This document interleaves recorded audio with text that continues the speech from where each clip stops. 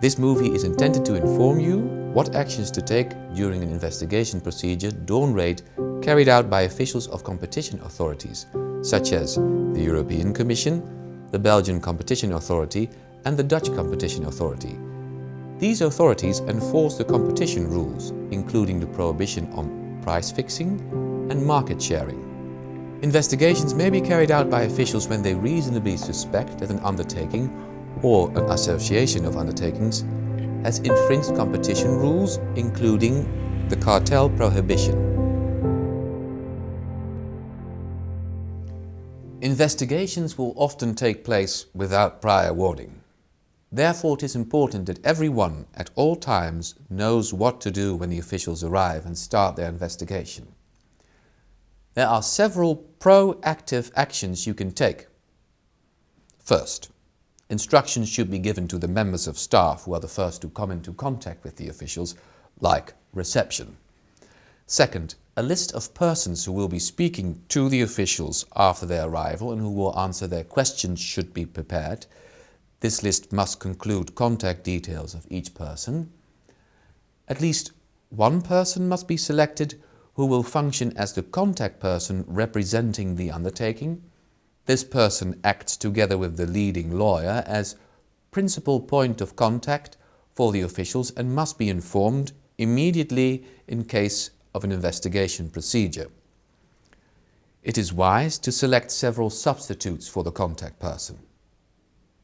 We have seen that there are several proactive actions you can take. Give instructions to the reception what to do when the officials of authorities arrive. Prepare a list of persons who will be speaking to the officials.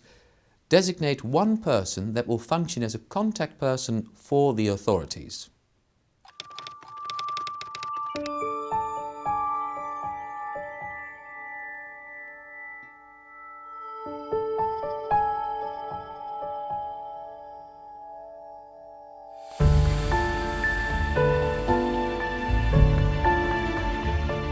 Not everyone has the right to conduct investigations.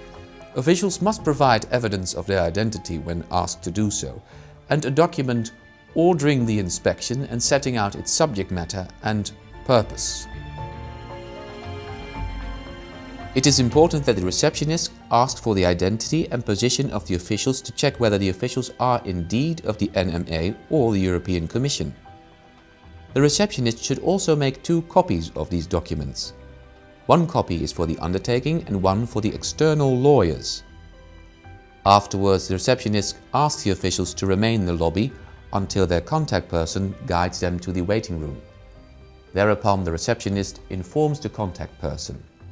The contact person or his substitute immediately goes to meet the officials to ask for the document ordering the inspection and setting out its subject matter and purpose.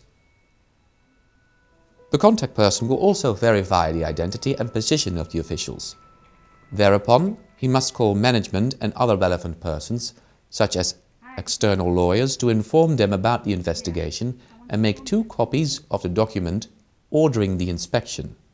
Afterwards, the contact person takes the officials to an empty room in which no computers or files are available.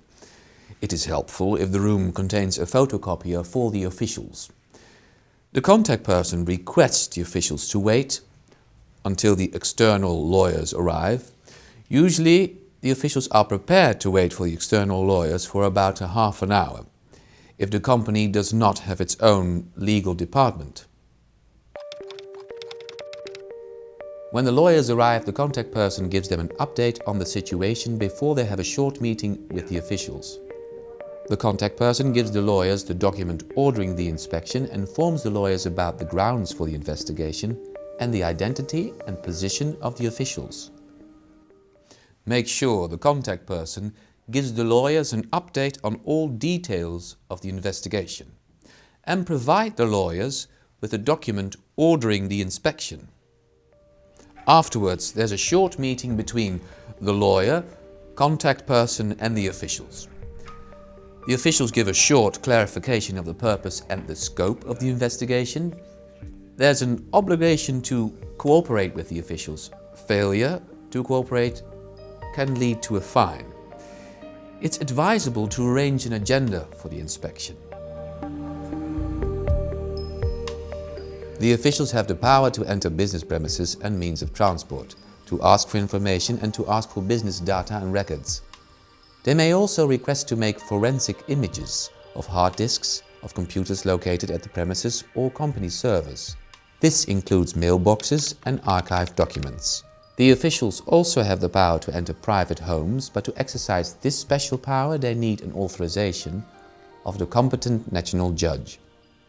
The lawyer will try to agree with the officials on the procedure for the investigation.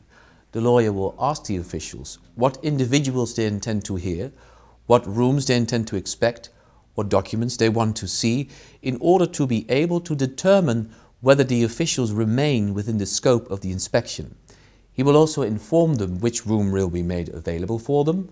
The inspection should, as far as possible, be confined to the designated empty room.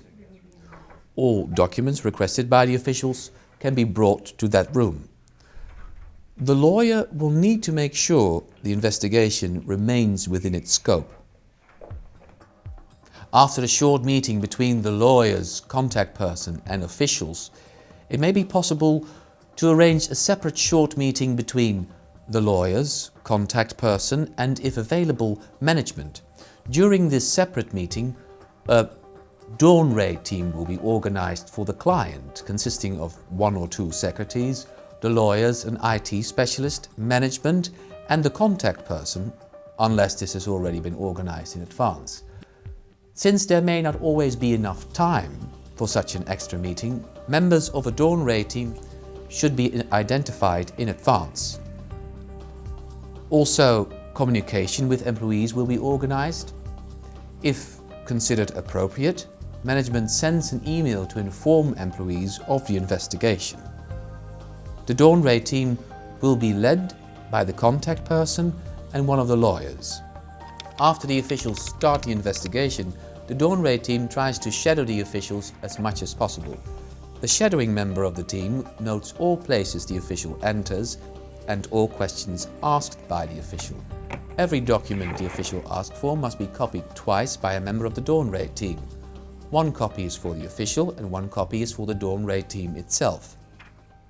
The dawn raid team tries to shadow every official and registers the official's actions and copies all the requested documents.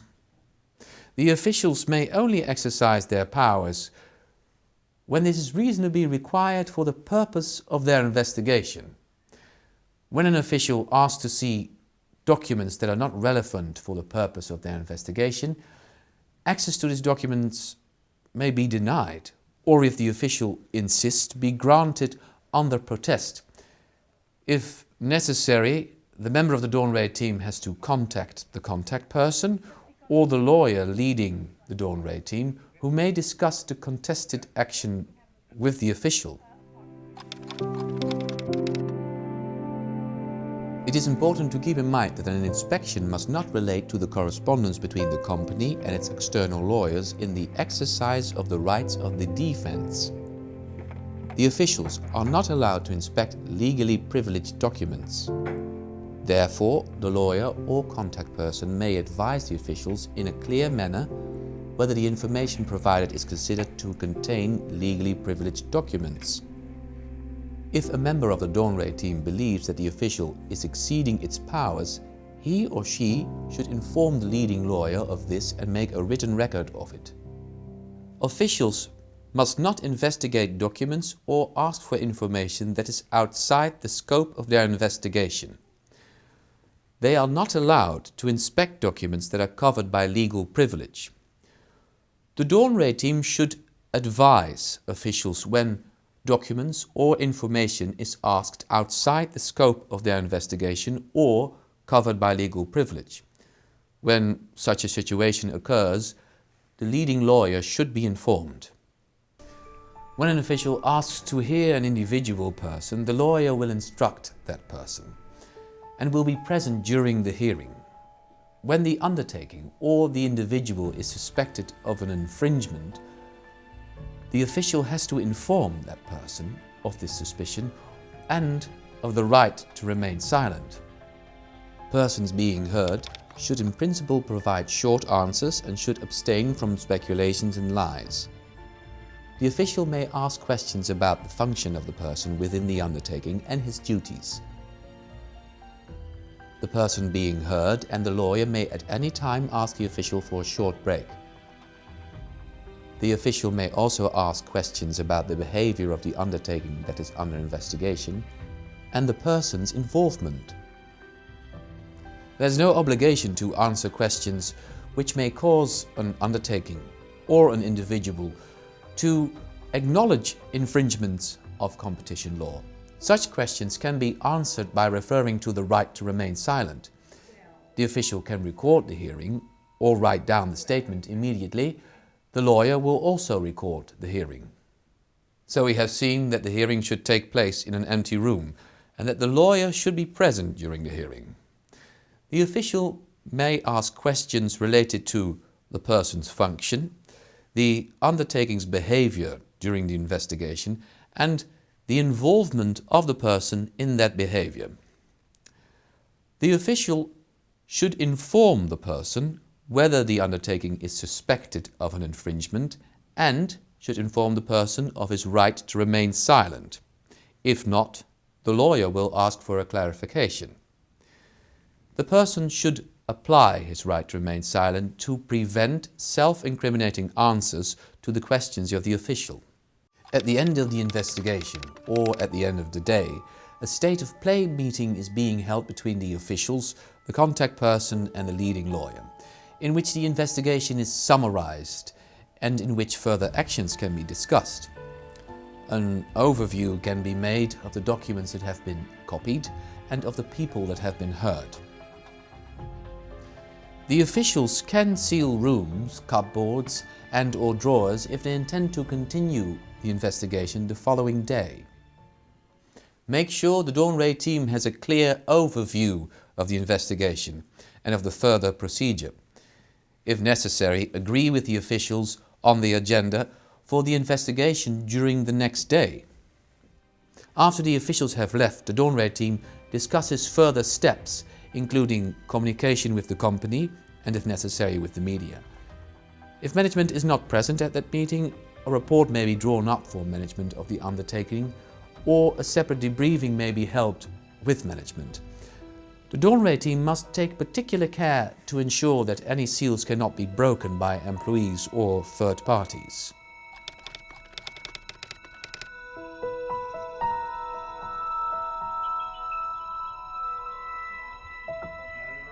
We hope you found this instruction useful. If you have any comments, please feel free to contact the competition team of Loyens Loeff.